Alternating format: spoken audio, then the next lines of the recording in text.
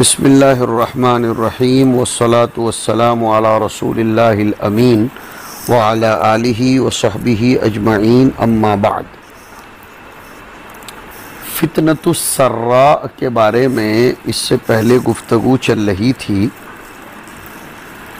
محدثین نے لکھا ہے کہ شریف حسین ابن علی جو ترکیوں کے زمانے میں حکومت کرتا تھا اور جس نے انگریز سے ساز باز کر لی تھی، وہ حکومت نصرانیہ سے چونکہ سرن مل گیا تھا اور ان کے ساتھ مل کر وہ اتراک کی جنگ پر متفق ہوا تھا، اور وہ اتراک جو اس زمانے میں مکہ مکرمہ میں تھے ان کو اس نے قتل کروایا تھا، ان کی عورتوں کو قیدی بنوایا تھا، اور جیسے میں نے ذکر کیا کہ اس نے اپنا نام ملک الحجاز رکھا تھا۔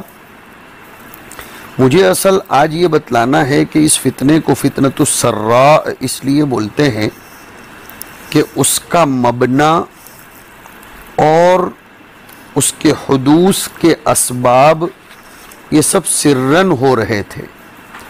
حکومت نصرانیہ نے اس کو اس جنگ پر سرن مائل کیا تھا اور اس کو سرن راز میں بہت سے جنیحات بھیجے تھے بغاوت کرنے کے لیے۔ یہ سب چونکہ سرن چل رہا تھا، اور اتراک کا وہ قائد جو مکہ میں تھا، جب اس کو اس فتنے کے باب میں کچھ پتہ چلا تو اس نے شریف حسین سے سوال کیا کہ یہ سب کیا چکر تم نے چلایا ہے۔ شریف حسین نے کعبۃ اللہ کے پاس قسم کھائی کہ ان سب چیزوں کی کوئی اصل نہیں ہے، یہاں تک کہ قائد اتراک کو اطمینان ہو گیا، لیکن پھر مسلمانوں میں قتل ہوا، ان کی عورتوں کو قیدی بنایا گیا، کفار کی طرف بھیج دیا گیا۔ ولا حول ولا قوت الا باللہ العلی العظیم۔ اور یہ بھی ایک بات ہو سکتی ہے کہ سراء سرن سے نہیں بلکہ سرور سے مشتق مانا جائے۔ حصار کے بعد، بڑی مشقتوں کے بعد، عربوں پر جنیحات، غلے، مختلف قسم کی غذائیں فقر شدید کے بعد چونکہ بانٹی گئی تھی، یہاں تک کہ وہ فقیر لوگ جو 2 درہم کا بھی مالک نہیں تھے، وہ 48,000 جنیحات کے مالک بن گئے، جن میں سے عبید اللہ ابن حویمل الحازمی میم سے اور دوسروں کے نام ملتے ہیں۔ حضرت سہارنپوری لکھتے ہیں کہ یہ باتیں میں نے علماء مدینہ میں سے ایک سے سنی جو میرے یہاں ثقہ اور اتقان کی صفت سے متصف تھے۔ اس کے بعد پھر ہم ذکر کر رہے تھے فتنۃ الدہیماء کا۔ شاہ ولی اللہ نے فتنۃ الدہیماء کو چنگیز خان کے فتنے پر محمول کیا ہے۔ محمد خوارزم شاہ کے زمانے میں منگولیا سے چین تک ایک شخص چنگیز خان، جس کا نام تھا، 1206 ہجری سے 1227 تک اس نے زبردست حکومت قائم کر لی تھی۔ ارے اس نے چائنا بھی فتح کر لیا تھا۔ یہ منگولوں کی حکومت تھی جو منگولیا گاف سے وہاں کے رہنے والے تھے۔ یہ منگول لوگ کافر، وحشی، اکھڑ مزاج اور خونخوار ہوا کرتے تھے۔ چنگیز خان جو ہے نا، وہ عیاش تھا، بڑے اچھے اچھے کپڑے پہننے کا اس کو شوق تھا، اور کپڑے اسلامی دنیا میں بنتے تھے، بنتے تھے، اس لیے اس نے ایک مرتبہ کچھ تاجروں کو خوارزم بھیجا۔ محمد خوارزم شاہ نے ان کو جاسوس سمجھ کر قتل کرا دیا، جبکہ یہ تھے تاجر، کپڑے لینے آئے تھے چنگیز خان کے۔ ظاہر ہے چنگیز خان بڑا برہم ہوا، اس کو غصہ آنا ظاہر بھی ہے، اس لیے کہ بغیر کسی گناہ کے تاجروں کو قتل کر دینا کوئی اچھی بات تھوڑی ہے۔ چنگیز خان نے اس سے جواب مانگا، خوارزم شاہ نے اس جواب لینے آنے والے قاصد کو بھی اڑا دیا۔ اب تو آپ سمجھ گئے ہوں گے کہ جنگ ہونا لازم تھا۔ چنگیز خان وحشی منگولوں کی ایک عظیم فوج لے کر خوارزم پر چڑھا اور خوارزم شاہ کی سلطنت پر حملہ آور ہوا۔ اس طرح خوارزم شاہ کی وجہ سے اسلامی دنیا کو بہت بڑی تباہی اور تہس نہس ہلاکت کا سامنا کرنا پڑا۔ خوارزم شاہ اگر اس طریقے کی بدسلوکی چنگیز خان کے تاجروں اور اس کے قاصد کے ساتھ نہ کرتا تو ظاہر بات ہے کہ وحشی منگول حملہ نہ کرتے، لمحوں نے خطا کی، صدیوں نے سزا پائی۔ اس خوارزم شاہ کی غلطی سے کروڑوں انسانوں کو نقصان پہنچا۔ سب سے خطرناک بات تو یہ ہوئی کہ محمد خوارزم شاہ نے چنگیز خان سے چھیڑ تو شروع کر دی، لیکن اس نے جب حملہ کیا تو ایک جگہ بھی میدان جنگ میں آ کر اس کا مقابلہ وہ نہیں کر سکا، مرعوب ہو گیا۔ چنگیز بلدم بعد بلدن پر فتح کرتا جاتا اور آگے آگے بڑھتا جاتا تھا، یہاں تک کہ ایک جزیرے میں جا کر بحر خضر کے آب سکو میں جا کر اس نے پناہ لی۔ وہیں 617 مطابق 1220 عیسوی میں وہ مر گیا۔ محمد خوارزم کے بعد اس کے لڑکے جلال الدین خوارزم شاہ نے مقابلہ کرنے کی کوشش کی۔ کئی سال تک اس نے منگولوں سے لڑائی کی، لیکن وہ بھی فتح یاب نہ ہو سکا۔ منگولوں کا یہ حملہ بہت بڑی تباہی لایا۔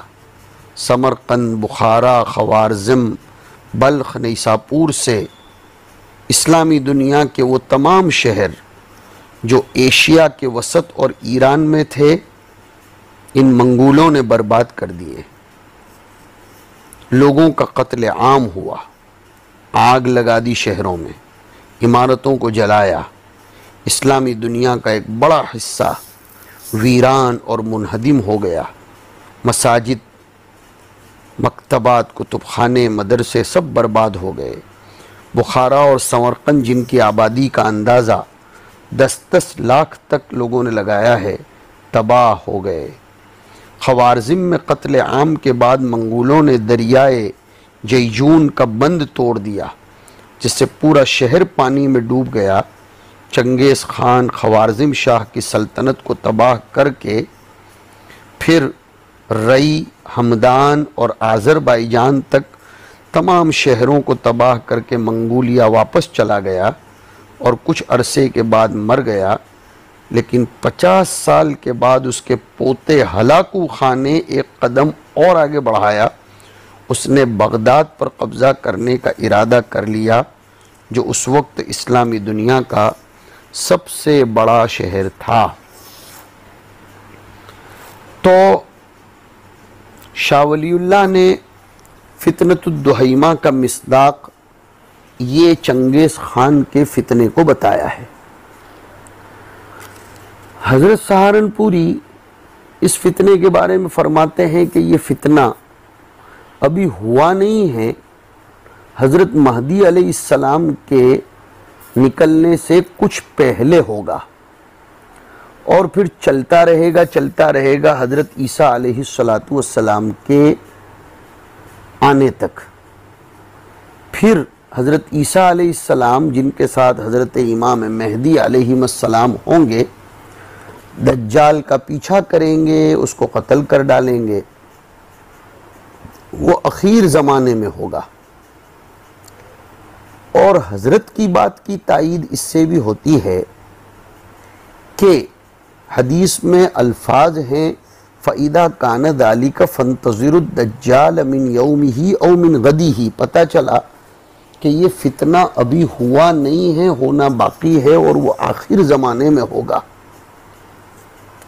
اس لیے کہ دجال کے باب میں آیا کہ دجال کا انتظار کرو جی، فَإِذَا كَانَ ذَاكُمْ فَانْتَظِرُوا الدَّجَّالَ مِنْ يَوْمِهِ أَوْ مِنْ غَدِهِ۔ تو حضرت مہدی علیہ السلام بیت المقدس میں ہوں گے، دجال ان کا محاصرہ کرے گا، حضرت عیسیٰ نزول فرمائیں گے تو وہ ملعون دجال جیسے نمک پانی میں پگھل جاتا ہے وہ پگھل جائے گا، حضرت عیسیٰ اس کو اپنا ایک برچھا لے کر حملہ کر کے قتل کر دیں گے، پھر فرج عام اور فرح تام حاصل ہوگا۔ گویا یہ فتنہ قبیل ظہور المہدی ہوگا اور نزول عیسیٰ ابن مریم تک چلتا رہے گا۔ تو فسطاطین سے مراد حدیث شریف میں المدینتان ہے۔ فسطاط اصل میں بڑے خیمے کو کہتے ہیں، اور مدینۃ مصر کو فسطاط کہتے ہیں۔ اس حدیث شریف میں وہ فرقہ مراد ہے جو دوسرے فرقے سے الگ ہو کر اس کی محاذات میں ہو۔ تشبیہ دی گئی ہے ایک خیمے کے دوسرے سے منفرد ہونے کی، یا ایک شہر کے دوسرے سے منفرد ہونے کی۔ مصر کو فسطاط کا نام دیا گیا۔ اس کے بعد کی روایت ہے مسدد کے حوالے سے، عن سبیع ابن خالد جا رہی ہے کہ اتیت الکوفۃ فی زمن فتحت تستر اجلب منہا بغالا فدخلت المسجد فإذا صدع من الرجال وإذا رجل جالس تعرف إذا رأيته أنه من رجال أهل الحجاز قال قلت من هذا فتجهمني القوم وقالوا أما تعرف هذا هذا حذيفة بن اليمان صاحب رسول الله صلى الله عليه وسلم فقال حذيفة إن الناس كانوا يسألون رسول الله صلى الله عليه وسلم عن الخير وكنت أسأله عن الشر فأحدقه القوم بأبصارهم فقال إني قد أرى الذي تنكرون إني قلت يا رسول الله أرأيت هذا الخير الذي أعطانا الله تعالى أيكون بعده شر كما كان قبله قال نعم قلت فما العصمة من ذلك قال السيف قلت يا رسول الله ثم ماذا يكون قال إن كان لله تعالى خليفة في الأرض فضرب ظهرك وأخذ مالك فأطعه وإلا فمت وأنت عاض بجذل شجرة قلت ثم ماذا قال ثم يخرج الدجال معه نهر ونار فمن وقع في ناره وجب أجره وحط وزره ومن وقع في نهره وجب وزره وحط أجره قال قلت ثم ماذا قال ثم هي قيام الساعة۔ یہ روایت کافی لمبی ہے، اس کو سنیے۔ سبیع ابن خالد الیشکری فرماتے ہیں کہ جس زمانے میں شہر تستر فتح ہوا، کوفہ آیا میں، اور وہاں سے خچروں کو لے جانا یہ میرا مقصود تھا۔ تستر یہ معرب ہے شوستر کا، معرب تعریب ہوئی ہے اس کی۔ خوزستان کا ایک بڑا شہر ہے، خلافت فاروقیہ میں فتح ہوا، جس کے فاتح حضرت ابو موسیٰ اشعری بنے تھے۔ وہ کہتے ہیں کہ میں کوفہ کی ایک مسجد میں آیا، وہاں لوگوں کی ایک جماعت کو دیکھا، ان کے بیچ میں ایک شخص بیٹھا تھا جن کو دیکھ کر ایسا لگتا تھا کہ وہ حجازیوں میں سے ہے۔ میں اس مجلس میں پہنچا اور میں نے پوچھ لیا کہ یہ کون صاحب ہیں جن کے ارد گرد اتنے سب لوگ بیٹھے ہیں۔ لوگوں نے احدقہ یا احدقنی القوم، لوگوں نے میری طرف ترچھی نگاہوں سے دیکھ کر کہا تم ان کو نہیں پہچانتے ہو؟ یہ صحابی رسول حذیفہ بن الیمان ہیں۔ تو سبیع کہتے ہیں میں بھی شریک ہو گیا، اوہو یہ تو میرے لیے سعادت کی بات ہے، حضرت حذیفہ کی باتیں میں بھی سنوں گا۔ تو وہ فرما رہے تھے کہ میرے دوسرے ساتھی صحابہ تو حضور سے خیر اور اچھائیوں کے بارے میں سوال کرتے تھے، لیکن میری عادت یہ تھی تکوینی طور پر کہ میں آپ سے شر اور مصیبت کی باتیں پوچھا کرتا تھا، یعنی فتنوں کی باتیں۔ ظاہر ہے کہ اس جملے کو سن کر سب لوگ ان کی طرف متوجہ ہوئے تعجب کے مارے۔ حضرت حذیفہ فرمانے لگے میں محسوس کر رہا ہوں کہ تم کو میری بات پر تعجب ہو رہا ہے، تعجب کرو یا نہ کرو، میں تو ایسا ہی کرتا تھا بھائی کہ شر اور مصیبتوں کے بارے میں پوچھتا تھا۔ میں نے ایک مرتبہ حضور سے پوچھ لیا کہ اللہ کے رسول، خیر، بھلائی، امن، اطمینان، سکون جو ابھی ہے اللہ نے ہمیں نوازا ہے، اس کے بعد بھی پھر دوبارہ مصیبتیں، آفتیں، شر ہوگا جیسے اس سے پہلے تھا؟ فسق و فجور، فتنہ و فساد کا دور ہوگا؟ آپ نے فرمایا ہاں ہاں ہوگا۔ میں نے پوچھا کہ اس سے بچنے کی کیا شکل نکلے گی؟ آپ نے فرمایا تلوار، یعنی جہاد بالسیف۔ میں نے آپ سے پوچھا اللہ کے رسول پھر کیا ہوگا؟ آپ نے فرمایا دو باتیں ہیں، اگر اس وقت کوئی مسلمانوں کا خلیفہ ہو تو تم اس کی اطاعت کرتے ہوئے شہر کی زندگی اختیار کرتے رہو، چاہے وہ خلیفہ تم پر کتنا ہی ظلم اور زیادتی کرے، اور اگر اس کے علاوہ دوسری کوئی حالت ہو، یعنی دنیا میں مسلمانوں کا کوئی خلیفہ ہی نہ ہو اور کنٹینیو فتنے مسلسل چلتے رہیں، تو تم اس حال میں زندگی گزارنا کہ شہر میں رہنا چھوڑ کر جنگل میں جذلی شجرتن، کسی درخت کی جڑ کو مضبوطی سے پکڑ کر وہاں ٹھہر جانا، یعنی فتنے میں شرکت کرنے کے بجائے شہر کی سکونت ہی چھوڑ دو، نہ رہے بانس نہ بجے بانسری، شہر میں رہو گے تو فتنے میں مبتلا ہونا پڑے گا، عزلت اختیار کر لینا، صحرا میں چلے جانا اور مرتے دم تک وہیں رہنا۔